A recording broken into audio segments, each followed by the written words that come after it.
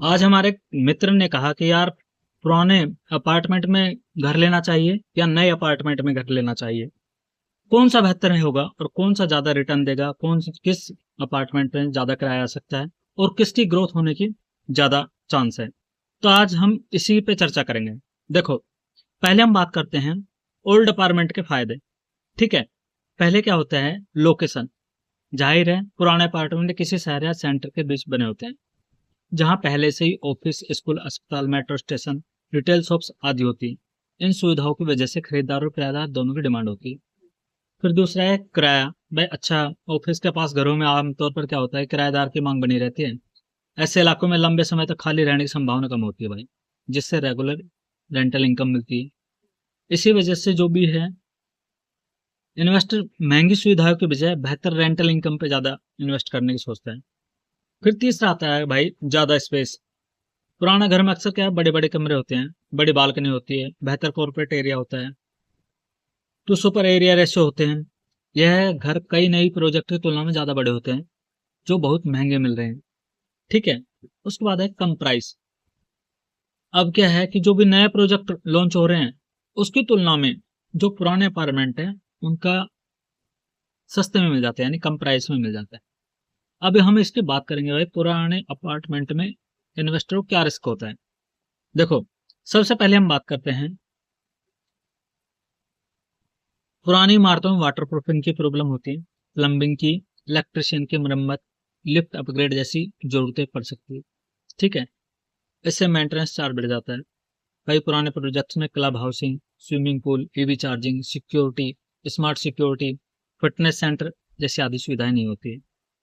और आजकल क्या है, न्यू जनरेशन है, वो यही फैसिलिटी देते हैं और इन्हीं चीजों को ज्यादा प्रायोरिटी देते हैं। अब हम बात करते हैं भाई, नए प्रोजेक्ट्स में क्यों इन्वेस्टर को दिलचस्पी होती है। पहली होती है मॉडर्न फैसिलिटी। नए प्रोजेक्ट्स में क्लब हाउस होते हैं, जिम होती है, स्विमिंग पूल होते हैं, गार्डन होता है, स्मार्ट सिक्योरिटी होती है, ईवी चार्जिंग जैसी फैसिलिटी मिल जाती है। ठीक है। बेहतर कंस्ट्रक्शन क्वालिटी मिल जाती है, नए प्रोजेक्ट में नए बिल्डर मिल जाते हैं, सेफ्टी मिल जाती है, क्वालिटी मानकों के अनुसार बताए जाते हैं। ठीक है। कम मेंटेनेंस होती है, शुरुआती वर्षों में मरम्मत और मेंटेनेंस की जरूरत आमतौर पर कम होती है।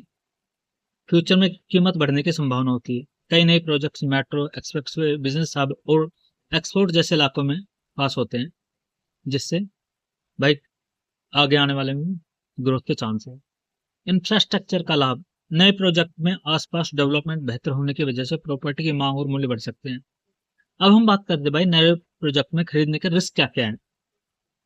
इसमें क्या है, नए प्रोजेक्ट की सुविधाओं के साथ कई रिस्क भी हैं।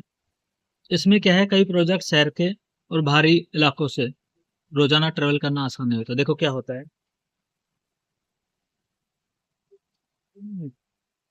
कई जगहों पर सोशल फैसिलिटी कम होती है, जिससे दूर जाना पड़ता है। कंस्ट्रक्शन वाले प्रोजेक्ट में डिलीवरी में देरी के रिस्क भी होता है।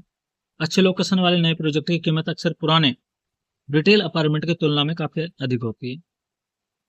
अब क्या है, बात करते हैं भाई रेंटल इनकम। अगर आप उन इन्वेस्टर में हैं जो जल्दी इनकम चाहते हैं, तो पुराने अपार्टमेंट को बेहतर ऑप्शन है, क्योंकि यह अच्छी तरह से बसे बसाए इलाकों में मिलते हैं, जहां रेंट की डिमांड ज्यादातर होती है, जहां इंफ्रास्ट्रक्चर पहले से ही बेहतर होता है। लेकिन लोकेशन वाले पुराने अपार्टमेंट किराएदार आसानी से मिल जाते हैं, जिससे लंबे समय तक आपका घर खाली नहीं रहता और जोखिम भी कम रहता है। इसी वजह से जो भी निवेशक है, वो पुराने प्रोजेक्ट में ज्यादा इन्वेस्ट करने की सोचते हैं। आपकी क्या राय है, कमेंट में जरूर बताएं।